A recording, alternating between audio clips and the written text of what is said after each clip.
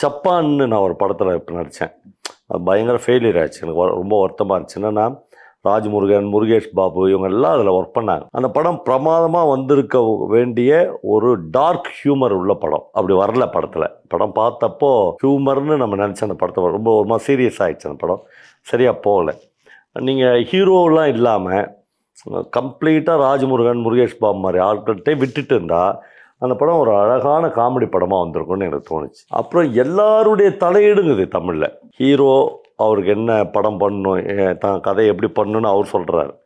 அப்புறம் ப்ரொடியூசர் அவர் பங்குக்கும் ஒன்று சொல்கிறார். அப்புறம் இசையமைப்பாளர்லாம் சொல்கிறாங்களான்னு தெரில, எனக்கு எடிட்டர் சொல்லுவார்னு நினைக்கிறேன். இவ்வளோ பேரும் சொல்கிறாங்களா, அந்த கதையை எடுக்கிற கதையை ஆசிரியனும் அந்த டைரக்டரும் குழம்பி போயிடுறான். அவங்கள திருப்திப்படுத்துறதுக்கு 10%, இவரை திருப்திப்படுத்துறதுக்கு 10%, உங்களை திருப்திப்படுத்துறதுக்கு 10%, கொதறி அவனுடைய ஆர்ட் வந்து கம்ப்ளீட்டாக போயிடுது.